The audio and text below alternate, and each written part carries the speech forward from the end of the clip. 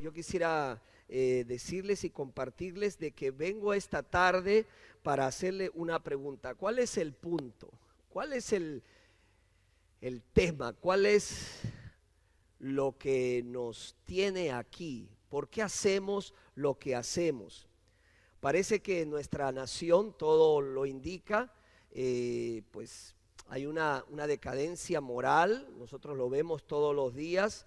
El tema de la pandemia sigue golpeándonos, estamos a la expectativa a veces si el gobernador va a hablar o no va a hablar algo. Las escuelas, los chicos tienen que regresar, no sabemos cómo va a ser todo eso. Hay una gran expectativa y por supuesto nosotros como iglesia seguimos haciendo todo nuestro esfuerzo para mantenerla abierta, para mantenerla viva, activa, seguimos funcionando, pero sabemos también que hay personas que no les llama mucho la atención, ¿no? Ni siquiera quizás les interesa venir a la iglesia. La asistencia disminuye, en todas las iglesias ha pasado lo mismo, ha disminuido la asistencia si lo comparamos con años anteriores y también de hecho vemos un declive en la asistencia en muchas iglesias, tanto aquí localmente como en todos los Estados Unidos y creo que en todo el mundo. Pero entonces, ¿cuál es el punto de por qué seguimos haciendo lo que hacemos? ¿Por qué estamos aquí? ¿Por qué estamos compartiendo la palabra del Señor? Yo quiero que junto conmigo vayamos al punto, ¿no? Como hay un programa ahí en una de las cadenas de televisión, ¿verdad? Los domingos dice, vamos al punto. Yo quisiera que vayamos al punto hoy día de por qué hacemos todo lo que hacemos, por qué estamos aquí, por qué seguimos abriendo nuestras puertas para recibir a todos ustedes y también a nuestra audiencia que nos ve a través de las redes sociales. Pero antes de responder esa pregunta, yo quisiera decirle que estamos compartiendo una serie de mensajes basados en el libro de los Hechos de los Apóstoles, así lo dice en su Biblia, pero hemos aprendido que más que los Hechos de los Apóstoles son los Hechos del Espíritu Santo de Dios. Amén. Y el tema general de esta serie se llama Testigos, porque eso es a lo que Dios nos ha llamado, a ser testigos. Y el título de este mensaje es Al punto. Así que hoy vamos a ir al punto, vamos a entender por qué hacemos lo que hacemos. ¿Cuál es el punto de lo que hacemos? Y para eso yo quisiera invitarles a abrir sus Biblias donde nos hemos quedado porque estamos estudiando capítulo por capítulo y hoy nos toca estudiar el capítulo 13 de Hechos. El domingo pasado vimos el tema enviados. ¿Qué parte no entiende? ¿Se acuerdan? Vimos eso el domingo pasado. Hoy vamos a ver la siguiente parte del capítulo 13 que empieza en el versículo 13 y ahí yo quisiera que usted tenga su Biblia abierta. Si me ayudan con el tiempo en el televisor, se lo voy a agradecer muchísimo, para así no pasarme del tiempo. Bien, vamos entonces a tener la lectura aquí en el versículo 13. Acompáñenme, Hechos capítulo 13, versículo 13. Dice así: habiendo zarpado de Pafos, Pablo y sus compañeros arribaron a Perge de Panfilia, pero Juan, o Juan Marcos como se le conoce, apartándose de ellos, volvió a Jerusalén. Verso 14. Ellos pasando a Perge llegaron a Antioquía de Pisidia y entraron en la sinagoga un día de reposo y se sentaron. Y después de la lectura de la ley y de los profetas, los principales de la sinagoga mandaron a decirles: varones hermanos, si tenéis alguna palabra de exhortación para el pueblo, hablad. Entonces Pablo, levantándose, hecha señal de silencio con la mano, dijo: varones israelitas y los que teméis a Dios, oíd o escúcheme lo que yo voy a decir. Aquí tenemos al apóstol Pablo en su viaje misionero con el equipo que le acompaña, Bernabé, y este personaje Juan Marcos, Juan como se le conoce, estaban juntos, hacen viajes por diferentes lugares, ¿verdad? Navegando hacia Perge. Y vemos en el versículo 13 que uno de ellos abandona al grupo, Juan, los deja. Dice el texto, apartándose de ellos.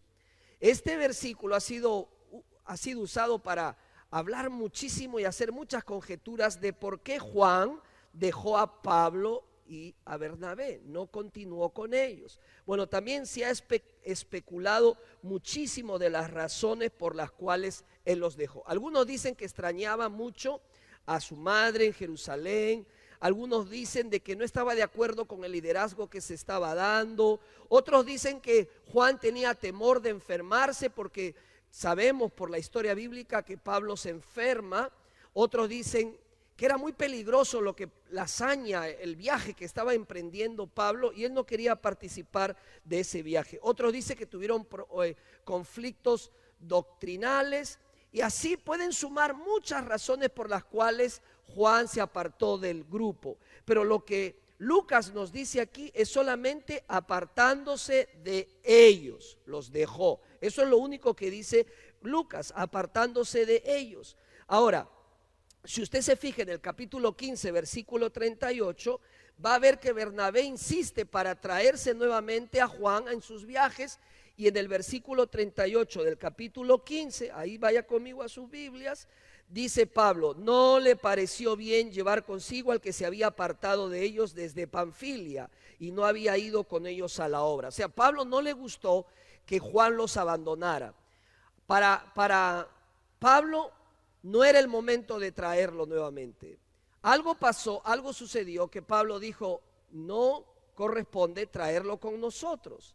Ahora, por enfermedad no creo, por una cuestión doctrinal tampoco, no creemos que fue la razón de la separación, pero probablemente Juan se separó por una cuestión sentimental, por una cuestión de no querer arriesgar más, no querer salir de su zona de confort, no quería ya continuar, quizás no estaba de acuerdo con lo que Pablo estaba haciendo de alcanzar a los gentiles. El asunto es que no continúa con el grupo y lo deja. Así que, pero sabemos que luego Juan Marcos, este personaje, se involucra y nuevamente comparte con Pablo, comparte con el equipo misionero estos emprendimientos misioneros. Incluso en su última carta, Pablo dijo así de este hombre: tráigame a Marcos conmigo porque me es útil en el ministerio. En 2 Timoteo capítulo 4 versículo 11. ¿Qué nos muestra esto? La idea de la gracia, la idea de la restauración. Si hay dos personas en un equipo, probablemente van a haber conflictos. No podemos evitar los conflictos, pero tenemos que confiar y confiar fuertemente de que si hubieran conflictos se van a resolver, se va a hacer restauración y todo va a volver a la normalidad. Otro punto importante que quizás a primera vista no lo vemos es las rutas de viaje que está tomando Pablo. Dice que viajaron de Perge a Antioquía de Pisidia. Ahora, ese viaje era muy peligroso. Claro, cuando uno lo lee no se percata, pero cuando uno va a la geografía bíblica, entiende que es un viaje sumamente complicado. Era conocido esa ruta, ese camino, por los robos, por la violencia que allí se daba. Ellos tuvieron que viajar por una cordillera muy peligrosa e incluso, escucha, los romanos consideraban a esa ciudad difícil de gobernar. Y es allí donde va Pablo a compartir el evangelio. Durante ese viaje él se enferma también, pero ¿sabes qué? No importa. Él continúa, él hace lo que tiene que hacer y llega a esta ciudad de Antioquía de Pisidia. Ahora, hermanos, debemos estar listos para enfrentar desafíos físicos si queremos cumplir con nuestro llamado del Señor, mientras que compartimos y extendemos y llevamos el evangelio. No hacemos viajes misioneros de corto plazo para tomarnos unas vacaciones. Usted no va a irse a un país o a otro estado a hacer un viaje misionero porque quiere escapar de su rutina, quiere tomarse unos días de vacaciones. Hello, no vamos a hacer viajes misioneros para tener vacaciones. Vamos a hacer estos viajes, vamos a salir y sabemos que vamos a tener dificultades y sabemos incluso que va a haber contratiempos e incluso nuestra salud puede verse afectada. En otras palabras, no nos debemos de sorprender lo que pueda pasar. Tenemos que hacer lo que tenemos que hacer, sin importar el costo. Eso es lo que enseña Pablo, esto es lo que encontramos en este ejemplo. Y algo más que nos recuerda Pablo es que todavía hay pueblos no alcanzados y olvidados. Hay pueblos peligrosos, hay pueblos que están lejos, no alcanzados y olvidados, pero que necesitan la luz del evangelio. Amén. Necesitamos alcanzar a esos pueblos. Claro que sí, lo necesitamos hacer. Son lugares peligrosos, e incluso lugares en donde hay hostilidad y violencia contra el cristianismo. Pero Hechos capítulo 13 nos recuerda una vez más de que Jesucristo también murió por todas esas personas que están lejos, y que Dios quiere y ama a las naciones y quiere que la gloria de Dios se manifieste en cada rincón de este planeta. ¿Cuántos lo creen? Amén. Y nosotros como iglesia tenemos que hacer nuestra parte para que o ya vamos o enviamos, pero tenemos que alcanzar esos lugares lejanos. Ahora, ¿por qué tenemos que ir a tan lejos? Alguien una vez me preguntó: pastor, ¿por qué tenemos que irnos tan lejos si aquí hay tanto que hacer? ¿Ha escuchado una vez usted así? ¿Por qué tenemos que irnos tan lejos si hay tanto que hacer aquí? Es verdad, hay mucho que hacer aquí. Mire, yo no sé si usted se ha percatado, cuando sale de la iglesia, haga un pequeño paseo alrededor en nuestra comunidad, y están construyendo más edificios y están construyendo más casas, y eso significa más personas que van a llegar. ¿Estamos listos, iglesia? 3, 4, 5, 6 y los demás. ¿Estamos listos? Amén.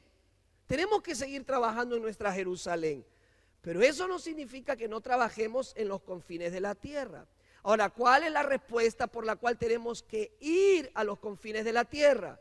Una simple respuesta: porque ellos no tienen acceso al evangelio. Diga: acceso al evangelio. Una vez más: acceso al evangelio.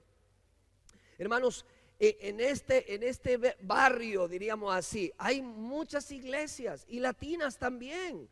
Hay muchas iglesias en los Estados Unidos, pero hay lugares no alcanzados, más de 5,000 lugares, pueblos no alcanzados, y aunque la gente quisiera escuchar el evangelio, no lo va a poder lograr. ¿Por qué? No hay una iglesia, no hay Biblias, no hay pastores, no hay misioneros, no hay hermanos, no hay nada. Y no podemos quedarnos con los brazos cruzados, ¿verdad, iglesia? Algo tenemos que hacer. Y la Biblia dice que Él nos ha dado su espíritu para poder impactar los confines de la tierra. Ahora, este equipo llegó hasta esta ciudad, Antioquía de Pisidia, y Pablo hizo lo que siempre hacía. ¿Qué cosa hacía? Iba a la sinagoga, iba a este lugar donde estaban los judíos, y él se sentó allí, y al verlo le invitaron a hablar. Y aquí tenemos el primer mensaje, un mensaje hermoso del apóstol Pablo que yo quisiera compartir con ustedes, porque nos va a ayudar a ir al punto de todo lo que hacemos y por qué lo hacemos. Así que recobremos la lectura bíblica. Nos quedamos en el verso 16, ahora lea conmigo el verso 17. Dice, ¿qué dice? El Dios de este pueblo de Israel escogió a nuestros padres y enalteció al pueblo, siendo ellos extranjeros en tierra de Egipto. ¿Se acuerdan? En tierra de Egipto estuvo el pueblo de Israel. Y con brazo levantado, ¿qué hizo Dios? ¿Qué hizo Dios? Lo sacó de allá. Así como Dios nos ha sacado del mundo y nos ha puesto en su reino. ¿Cuántos alaban a Dios por eso? Verso 18, y por un tiempo como de 40 años lo soportó en el desierto. ¿Por qué lo soportó en el desierto? Porque déjeme decirle algo, al pueblo de Israel le acompañaba la quejabanza. ¿Ha escuchado esa canción? La alabanza, ¿no? Bueno, el pueblo de Israel era muy quejoso, se quejaba por todo, y Dios los tuvo que soportar. Verso 19, y habiendo destruido 7 naciones en la tierra de Canaán, les dio en herencia su territorio. Gloria a Dios. Después, como por 450 años, les dio ¿qué? Jueces, hasta el profeta Samuel. Verso 21, luego pidieron ¿qué? Rey. Y Dios le dio ¿a quién? ¿Hijo de quién? Varón de la tribu de Benjamín. ¿Por cuántos años? 40 años. Quitado porque ya ustedes se acuerdan el final de Saúl, se llenó de arrogancia, se llenó de orgullo y Dios lo retiró, le retiró su espíritu. Y viene el verso 22, quitado les levantó por rey ¿a quién? A David, de quien dio también testimonio diciendo, he hallado a David, hijo de Isaí, varón conforme a mi corazón, quien hará todo lo que yo quiero. Y aquí entonces empezamos con el primer punto del mensaje de Pablo. Le vamos a hacer un registro, un chequeo, lo vamos a seguir al pie de cómo él lo presentó. Lo primero que vemos aquí es la historia de Israel conectada con Dios. La historia de Israel que está conectada con el Señor. ¿Cuál es el personaje principal de lo que hemos leído? Dios. Dios es el centro de todo. Dios, dice Dios, Dios, Dios, Dios. ¿Sabes por qué? Porque Israel sin Dios no es nada. Israel es lo que es por Dios, por la gracia de Dios. Dios es el principal actor. Todo gira en base a Dios. Dios hace, Dios quita, Dios pone, Dios levanta, Dios exalta. Es Dios quien está trabajando. Y eso nos debe recordar que el centro de la iglesia no eres tú, no soy yo, no son los invitados, aunque nos emocionamos cuando tenemos un invitado de la iglesia, pero en honor a la verdad, el centro de atención de la iglesia es Dios. Y Él merece toda la gloria y todo el honor. La Biblia empieza diciendo en el principio, en el Génesis, vaya conmigo. ¿Cómo empieza? Génesis capítulo 1, versículo 1. En el principio, Dios. Dios es el centro de todo. Venimos por Él y venimos para Él, para darle todo el tributo, toda la gloria, todo el honor. Él se merece toda la alabanza, todo el honor, toda mi atención. Él es el centro de todo. Sin Él no somos nada. Jesucristo dijo, separado de mí, nada podéis hacer. ¿Cuántos alaban a Dios en esta tarde? Aleluya. Denle una ofrenda de aplauso, dígale cuánto lo ama, cuánto lo quiere, que es el centro de su vida y que lo necesita en su vida. Sin Él nada podemos hacer. Eso mismo tenía que entender Israel. Israel no era nada sin Dios. Israel era lo que era por la gracia y la misericordia de Dios. Sigamos leyendo donde nos quedamos en el versículo. ¿En cuál nos quedamos? ¿23 o 21? Yo leí hasta el 22. Vamos al 23. Dice, de la descendencia de ¿de quién de David. Están atentos, muy bien. De la descendencia de y conforme a la promesa, Dios levantó ¿a quién? A Jesús por Salvador a Israel. Antes de su venida predicó ¿quién? Juan el Bautista, de arrepentimiento a todo el pueblo de Israel. Mas cuando Juan terminaba su carrera dijo, ¿quién pensáis que soy? No soy yo él, mas he aquí viene tras mí uno de quien no soy digno de desatar el calzado de los pies. Dice, varones hermanos, hijos del linaje de Abraham, y los que entre vosotros teméis a Dios, a vosotros es enviada la palabra de esta salvación. Lo que Pablo dice en su sermón, el segundo punto, es que Jesús es el Salvador prometido. Lo que Pablo le está diciendo, señores, tanto tiempo han esperado el cumplimiento de las profecías mesiánicas y ahora yo estoy aquí para decirle, esas profecías, esas promesas se han cumplido en la persona de Jesús. Jesús es el Salvador prometido. Pablo les habla de Juan el Bautista, que había preparado el camino a Jesús. Jesús es el Mesías que los judíos habían estado esperando. Jesús había sido enviado a la tierra para ofrecerles salvación. Jesucristo te ofrece salvación y vida eterna. Jesús dice, yo soy el camino, la verdad y la vida. Nadie viene al Padre si no es por mí. Yo te digo en el nombre de Jesús, para de buscar la verdad. Jesucristo es la verdad. Para de buscar un camino que te lleve a Dios. Jesucristo es el camino que te lleve a Dios. Él es la vida, el que tiene al Hijo tiene la vida, dice el Señor. Y Él nos da, no cualquier vida, nos da vida abundante en Cristo Jesús. ¿Hay alguien que tiene vida abundante en Cristo Jesús aquí? Levante su mano y diga, yo tengo vida abundante en Cristo Jesús. Aleluya, gloria a Dios. Él es nuestra salvación. Si Dios hubiera pensado que necesitábamos más educación, hubiera enviado un profesor. Si Él hubiera pensado que necesitábamos más leyes, hubiera enviado un abogado. Si Él hubiera pensado que necesitábamos mejor comunicación, hubiera enviado un periodista, pero Dios sabía que necesitábamos salvación, por eso envió a Jesucristo, el Salvador del mundo. Aleluya. Él vino para salvarnos de nuestros pecados. Solo Él lo hizo. Vamos a seguir leyendo lo que dice la palabra del Señor. ¿Dónde me quedé? Versículo 26. Ahora vamos al 27. Dice, porque los habitantes de Jerusalén y sus gobernantes, no conociendo a Jesús ni las palabras de los profetas que se leen todos los días de reposo, las cumplieron al condenarle. Mira lo que está diciendo Pablo. Verso 28. Y sin hallar en él causa digna de muerte, pidieron a Pilato que se le matase. Y habiendo cumplido todas las cosas que de él estaban escritas, quitándolo del madero, lo pusieron en el sepulcro. Mas Dios, verso 30, le levantó de los muertos, aleluya. Y él se apareció durante muchos días a los que habían subido juntamente con él de Galilea a Jerusalén, a los cuales ahora son sus ¿qué? Testigos ante el pueblo. Y nosotros también os anunciamos el ¿qué? El evangelio de aquella promesa hecha a nuestros padres, la cual Dios ha cumplido a los hijos de ellos, a nosotros, resucitando a Jesús, como está escrito también en el Salmo 2, mi hijo eres tú, yo te he engendrado hoy. Y en cuanto a que le levantó de los muertos para nunca más volver a corrupción, lo dijo así, os daré las misericordias fieles de David. Por eso dice también otro salmo. ¿Qué dice el otro salmo? No permitas que tu santo vea corrupción. Porque a la verdad David, habiendo servido a su propia generación según la voluntad de Dios, durmió. El gran David, Israel sabía que David había muerto y fue reunido con sus padres y dice, vio corrupción. Verso 37, leámoslo todos. Mas aquel a quien Dios levantó no vio corrupción.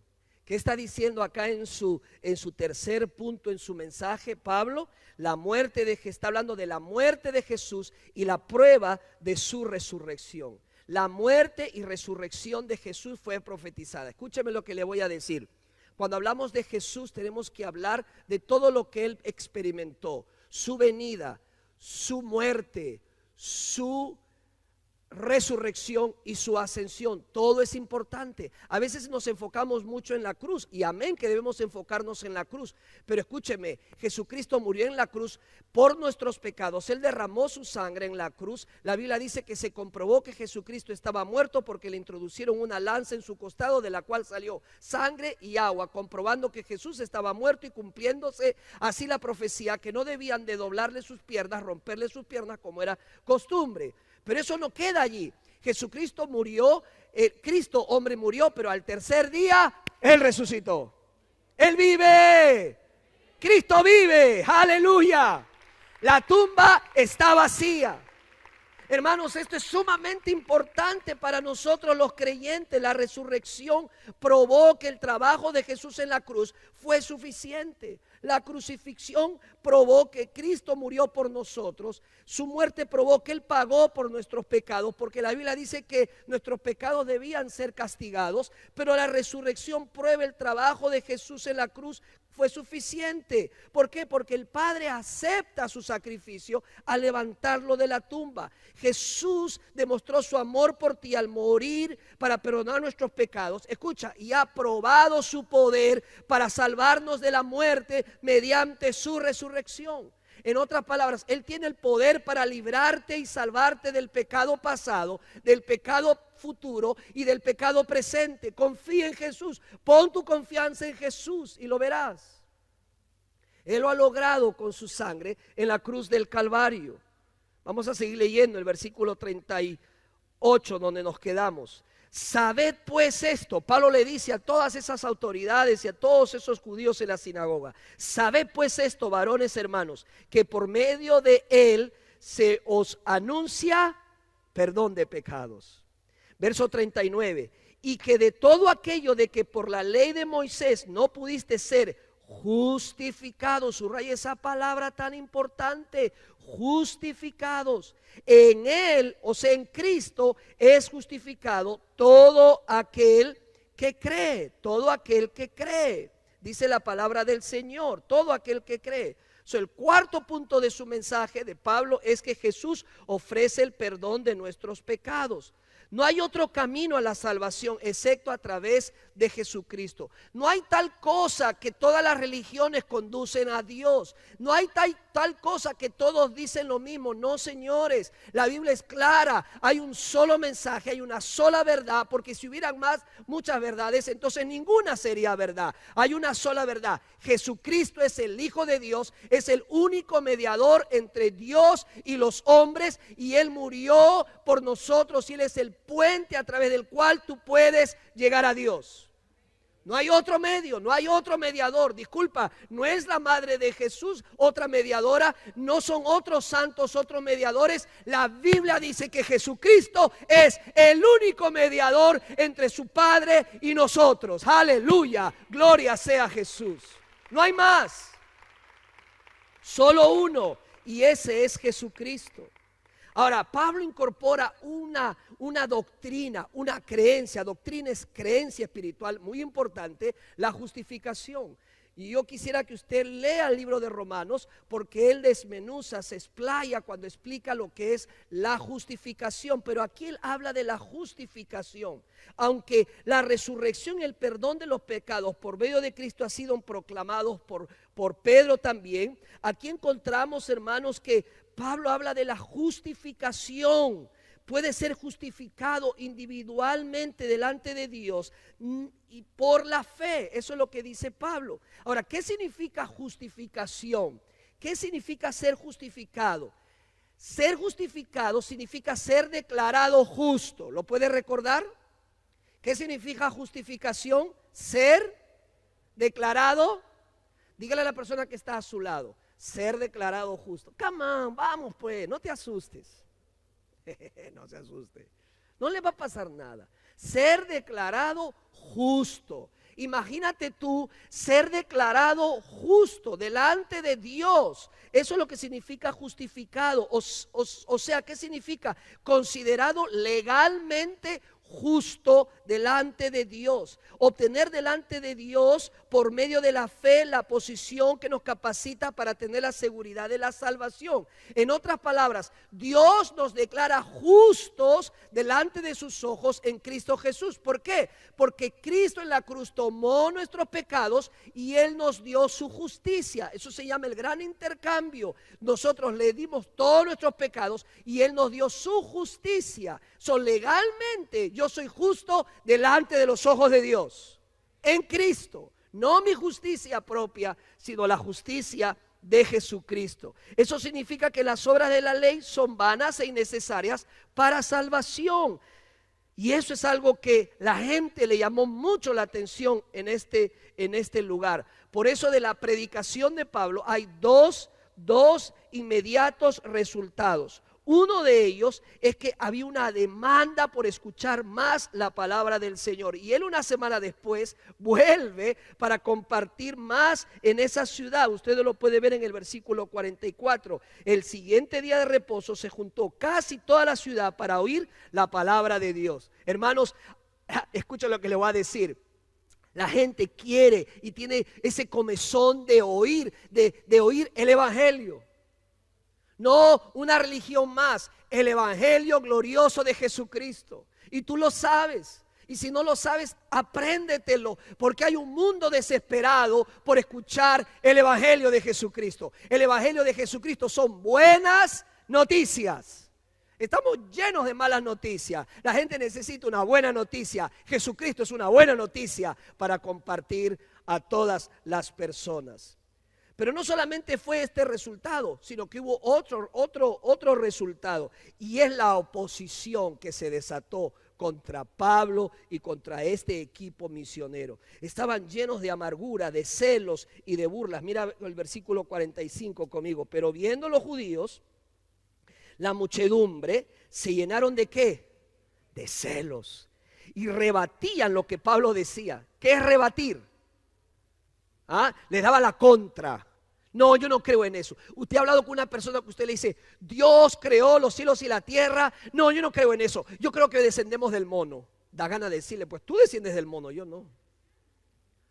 ¿Verdad? Te rebaten. y empiezan, pero todas las iglesias son falsas, pero en las iglesias hay hipócritas, pero la gente se roba el dinero, y empiezan a justificar, están rebatiendo, no prestan atención, no quieren escuchar. Lo mismo le estaba pasando a Pablo aquí. Dice la palabra del Señor, se llenaron de celos y rebatían lo que Pablo decía, contradiciendo, ¿y qué más? Blasfemando. El otro resultado de la predicación, el rechazo, la hostigación. Y hermanos, la gente empezó a levantarse contra ellos. Pero a diferencia de los judíos, los gentiles estaban escuchando y se volvieron a Cristo, se volvieron a la predicación de Pablo. Vamos a terminar en el versículo 40 y 41. ¿Qué dice? Ahí nos quedamos, ¿verdad? ¿Ahí nos quedamos? Sí, verso 40 y 41. Mirad pues que no venga sobre vosotros lo que está dicho en los profetas. Pablo le dice, por favor, que no les venga, no se cumpla en esta generación, en ustedes, lo que fue dicho por el profeta Habacuc. ¿Qué dijo el profeta Habacuc? Vamos a leer el verso 41, 2, 3. Mirad, vamos hermanos, mirad, oh menospreciadores, y asombraos y desapareced, porque yo hago una obra en vuestros días, obra que no creeréis, si alguien os la contare.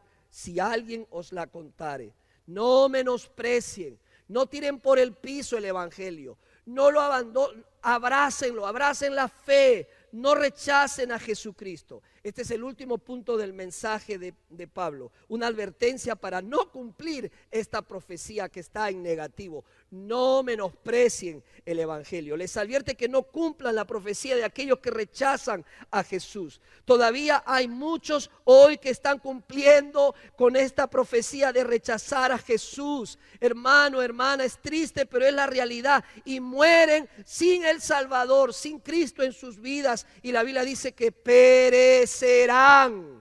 Amigo, amiga, si tú estás aquí por primera vez, por favor, no rechaces a Jesús. No porque Él esté suplicando, al contrario, nosotros tenemos que venir a Él y suplicarle que nos perdone y nos acepte, porque Jesucristo es Rey de Reyes y Señor de Señores. Vamos al punto de todo esto. Quizás estés pensando, este es uno de los sermones más simples, pastor, que yo he escuchado. Mi comentario para ti es el siguiente: este sermón es el punto de todo.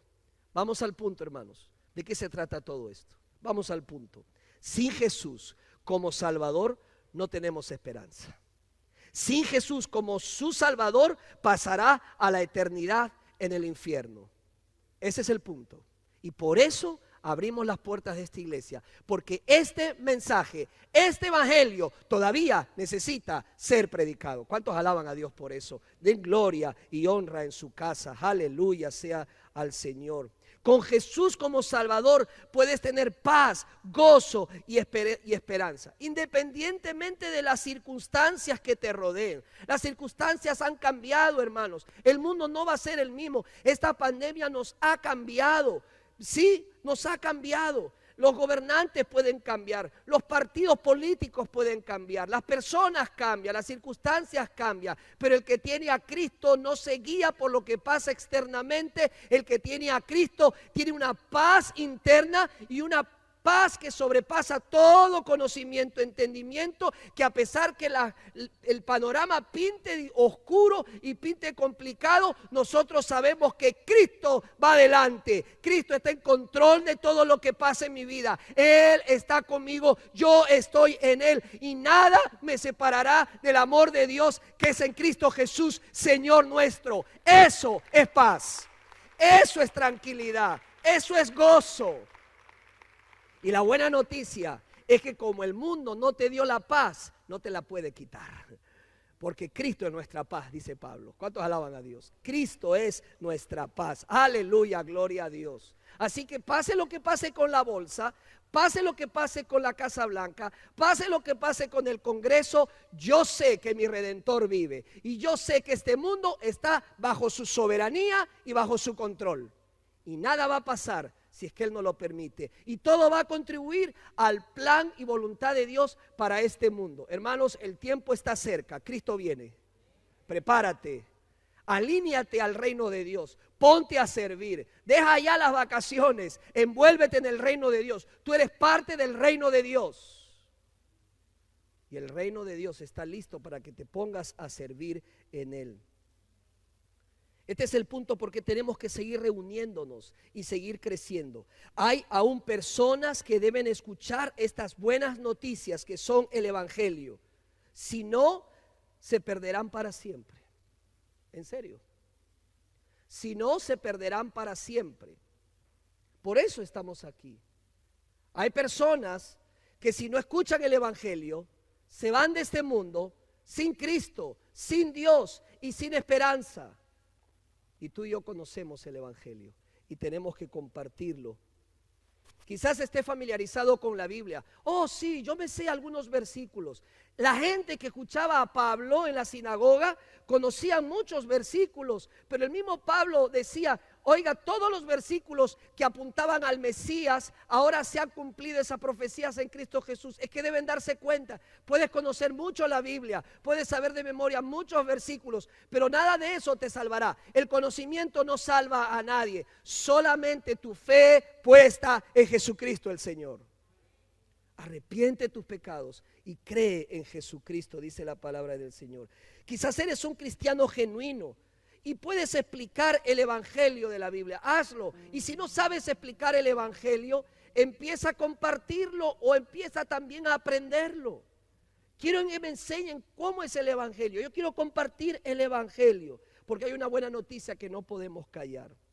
Y tal vez estés celoso de compartir las buenas nuevas y quieres salir de aquí y dices, ay, yo me voy a donde tengo que ir, me voy a barrios difíciles, voy a ir a mi trabajo, voy a ir a ese estado, o voy a tomarme un vuelo y me voy a ir a un país lejano. Pero quiero advertirte, habrá gente que te va a escuchar y habrá gente que te va a rechazar. Tenemos que estar listos, la oposición es real. ¿Por qué tenemos que hablar de Cristo? ¿Por qué tenemos que ir y hablar del Señor? Muy simple, porque tenemos que obedecer a Dios. Y la obediencia trae gozo. Mi gozo no depende si las personas aceptan o no aceptan a Cristo. Déjame decirte algo, yo me siento muy gozoso aquí. Yo voy a hacer un llamado para que tú te arrepientas de tus pecados y pongas tu fe en Jesucristo. Es tu decisión, yo ya cumplí. Yo tengo gozo en mi alma, como dice el coro. Gozo en mi alma y en mi ser. Eso es lo que tienes que hacer. Sal de aquí, obedece a Jesús. Él nos dijo, vayan y hagan discípulos y enséñenles todo lo que yo les he mandado a cumplir. Y estaré con ustedes todos los días hasta el fin del mundo. ¿Qué estás haciendo con tu vida? ¿Qué estás haciendo con el mensaje? ¿Qué estás haciendo con el Evangelio? Algún día tendremos que dar cuentas al Señor y nos tendremos que presentar. ¿Y qué le diremos? Estuvimos muy ocupados. O le diremos, Señor, hice lo que pude, lo intenté, hice mi mejor esfuerzo. No hubo uno a quien yo no le dijera y le contara de ti. Señor, si cumplí, si hice mi parte, aunque sea un siervo inútil, aquí está el fruto, aquí están las almas. Y yo quisiera que Cristo me diga, buen siervo y fiel. Y no que me diga, hijo, fallaste. ¿Qué hiciste con lo que yo te di? ¿Por qué te callaste lo que sabías mientras otros perecían? Así que ve con el poder del Espíritu Santo, diciéndoles a las naciones cómo encontrar el perdón a través de Jesucristo. Aunque te cueste, toma tu Biblia, tómala, ponte esos tenis o como quieras llamarle. Coge tu pasaporte, renuévalo, tenlo activo y un botiquín por si por ahí nos accidentamos. Y demos a conocer la luz del Evangelio en este mundo oscuro. ¿Lo haremos?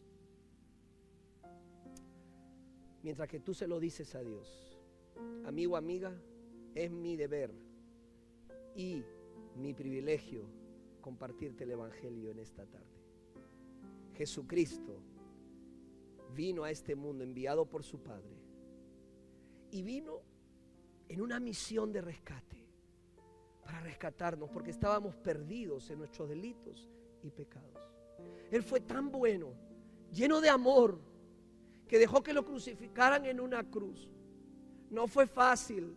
La Biblia dice que Él tuvo sed. La Biblia dice que Él sufría. La Biblia dice que Él lo entregó todo hasta su sangre por mí y por ti. Y en una hora determinada dio su último aliento y dijo: consumado es, he cumplido.